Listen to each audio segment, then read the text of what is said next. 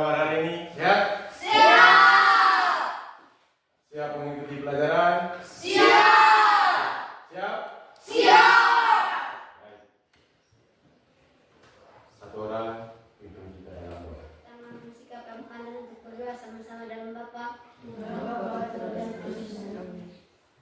dan surga, puji dan syukur kami berikan kau bersatu di kelas.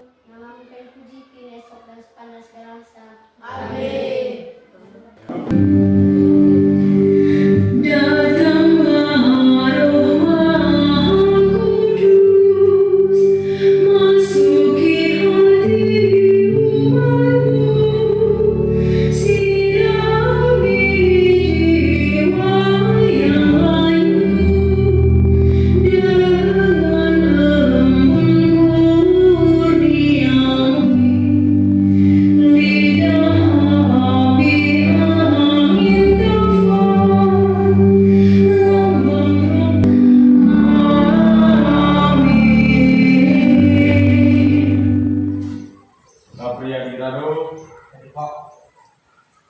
Lapian Ismio, Francisca Mahut, Juan Tajong, Lawrence. Kita masuk ke materi yang baru, yakni tentang Yesus mengutus Roh Kudus. Yang menjadi tujuan pembelajaran kita pada hari ini, yang pertama, peserta didik mampu menceritakan peristiwa turunnya Roh Kudus atas para rasul. Yang kedua, peserta didik mampu menjelaskan Roh Kudus sebagai Roh kebenaran. Yang ketiga, peserta didik mampu menyimpulkan peran Roh Kudus bagi para rasul dalam peristiwa Pentakosta. Yang keempat, kita lihat kriteria ketercapaian tujuan pembelajaran. Yang pertama, peserta didik mampu menceritakan peristiwa turunnya Roh Kudus atas para rasul secara berurutan dan lengkap. Yang kedua, peserta didik mampu menjelaskan Roh Kudus sebagai Roh kebenaran dengan benar. Yang ketiga, peserta didik mampu menyimpulkan peran Roh Kudus bagi para rasul dalam peristiwa Pentakosta dengan jelas dan lengkap. Yang keempat, peserta didik mampu menjelaskan tanda-tanda bahwa bisikan bukan berasal dari Roh Kudus dengan benar.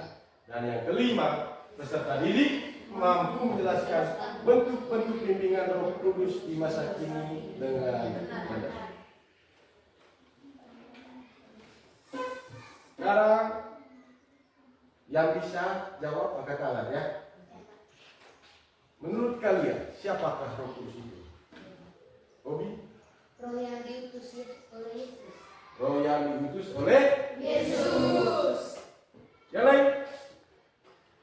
Roh yang diutus oleh Yesus. Roh yang diutus oleh Yesus. Yang lain? Abon? Roh Yesus sendiri yang merupakan roh kebenaran. Roh Yesus sendiri yang merupakan roh kebenaran. Tangan untuk mereka tiga dulu.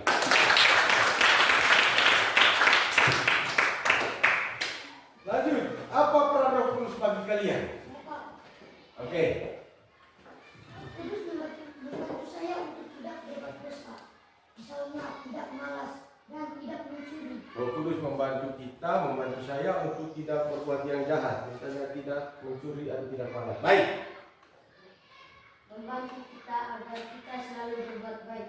Membantu kita agar selalu kita berbuat baik. Itu merupakan peran Roh Kudus bagi kita. Tepuk tangan lagi.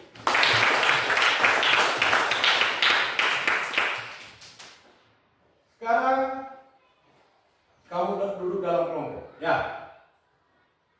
Kamu duduk dalam kelompok karena pada bagian pertama kita ada dua kasus yang akan kita bahas pada pagi hari ini. Di mana kelompok 1 dan kelompok 2 ini akan bahas kasus 1, kelompok 3 dan kelompok 4-nya akan bahas kasus 2. Mulai dari sekarang sampai di kegiatan penutup kita masih duduk dalam kelompok. Silakan duduk dalam kelompok. Masih dalam kelompok yang sama ya? Seperti selama ini.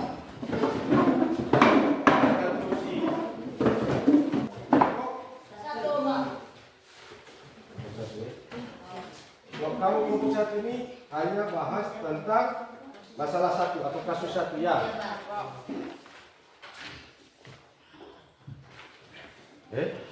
Jangan lupa tulis nama kelompok dan anggota kelompok bentar. Ya, Pak.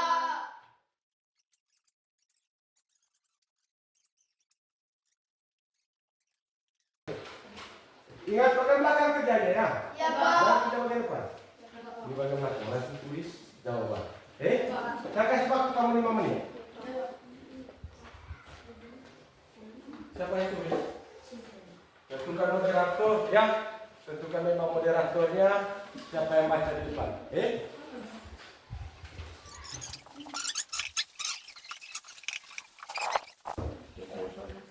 Empat. Sudah. Sudah baik-baik kamu empatnya.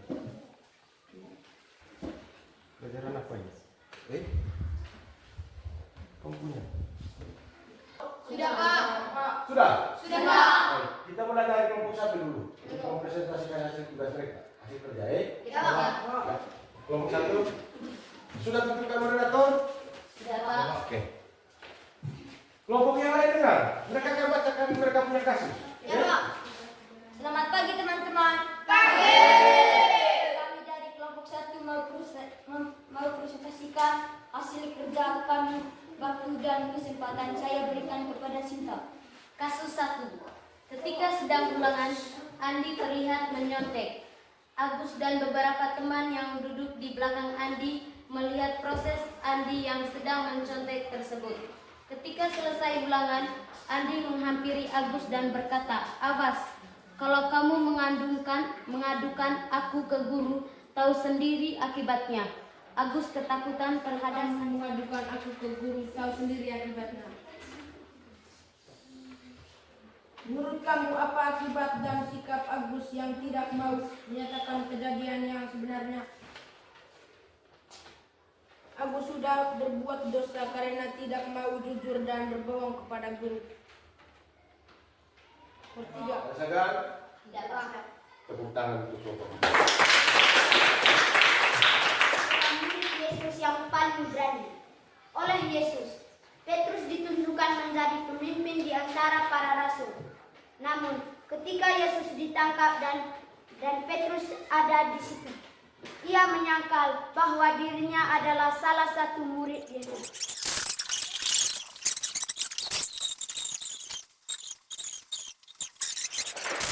Kita sudah bahas 2 kasus ini.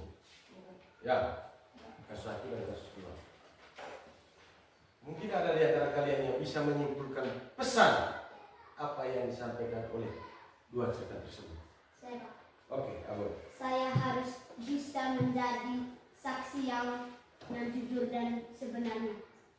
Saya harus bisa menjadi saksi yang jujur dan bisa menyampaikan kebenaran. Oke.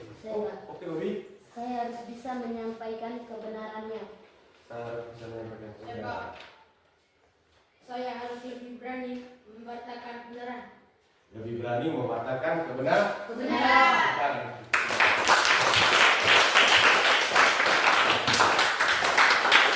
Baik, dari cerita tersebut, dari 2 kasus yang ada, intinya banyak orang tidak berani untuk menjadi Saksi. Biasanya ini terjadi karena mereka takut atau kurang peduli terhadap orang lain, tidak mau repot atau tidak mau berkorban untuk orang lain. Adanya sikap yang tidak berani untuk menjadi saksi yang jujur dan adil dapat mengorbankan orang lain. Ketika kita tidak menyampaikan apa yang sebenarnya yang terjadi, itu bisa mengorbankan orang lain. Orang yang berani untuk memberi kesaksian biasanya adalah orang yang siap untuk menanggung risiko. Maka sedikit sekali orang yang mau memberikan kesaksian.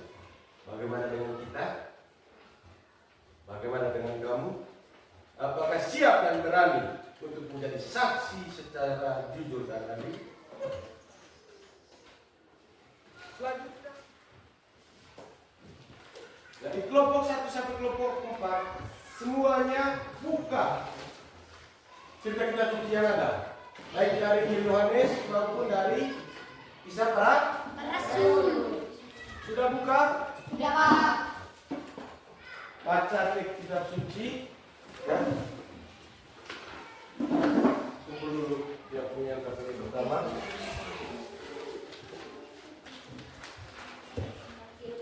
Menginasikan dunia akan dosa, kebenaran dan penghakiman akan dosa, karena mereka tetap tidak percaya kepadaku. Akan kebenaran, karena aku pergi kepada Bapa dan kepada Tuhan.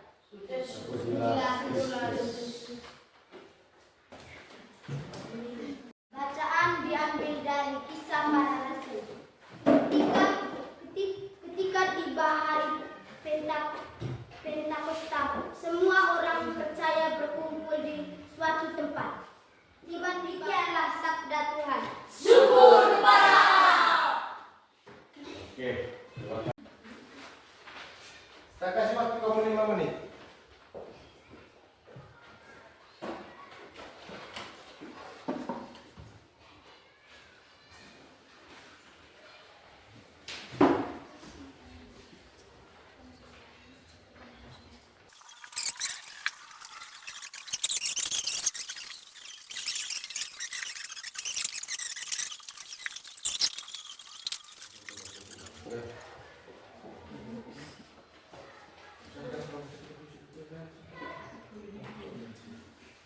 Jangan pikiran kamu kita halaman 50.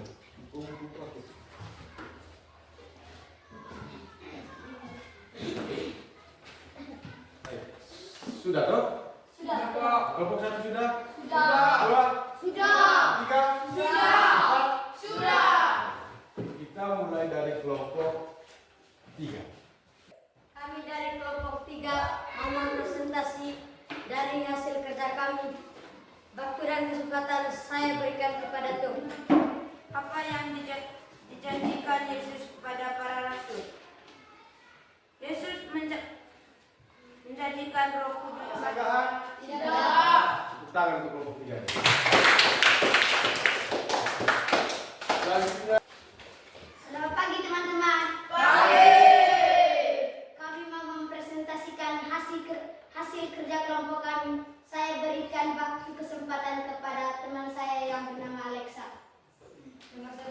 Apa yang dijanjikan Yesus kepada para rasul? Yesus menjadikan Roh Kudus bagi para rasul. Nomor 2. Disebut dengan apakah Roh Kudus yang dijanjikan Yesus itu? Mengapa disebut demikian? Roh Kudus disebut sebagai roh kebenaran karena merupakan roh Yesus sendiri untuk menguatkan para rasul. Nomor 3. Apa harapan Yesus tentang kehidupan rasul-rasul bila Roh Kudus ada dalam diri mereka?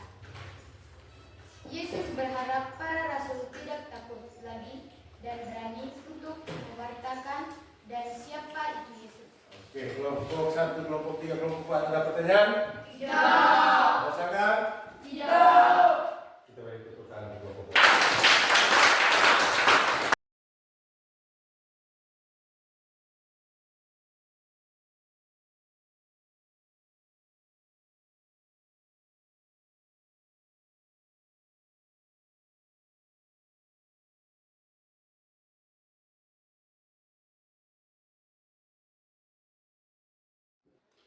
Baik, kita sudah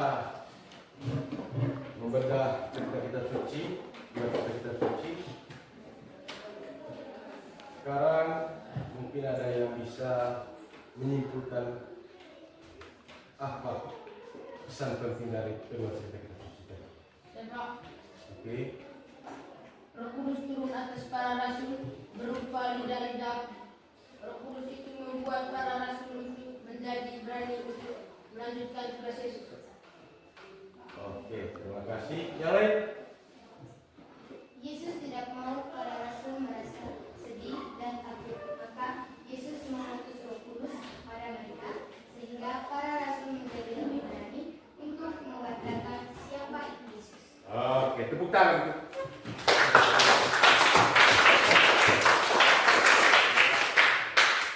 Nah, sekarang kita kesaksian tentang siapa itu Yesus. Apa tujuan Yesus hadir di tengah kita.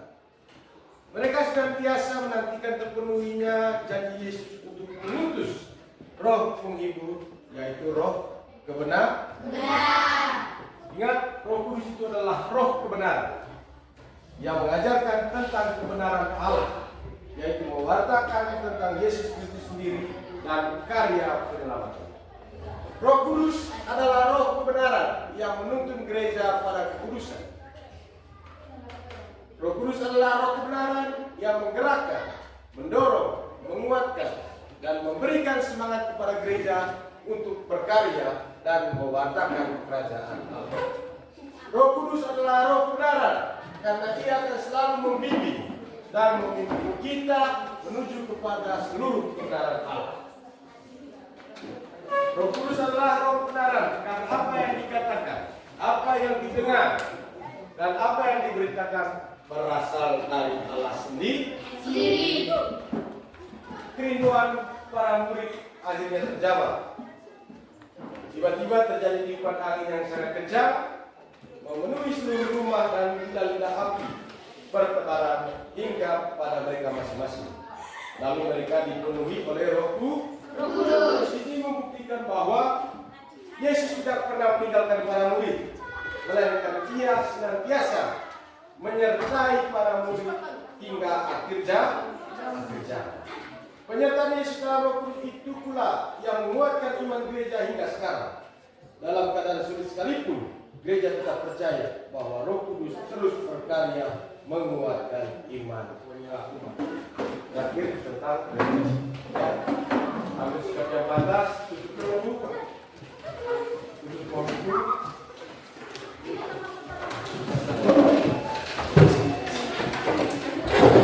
Materi tentang Yesus mengutus Roh Kudus mengajak kita untuk merenungkan kehadiran dan karya Roh Kudus dalam kehidupan kita.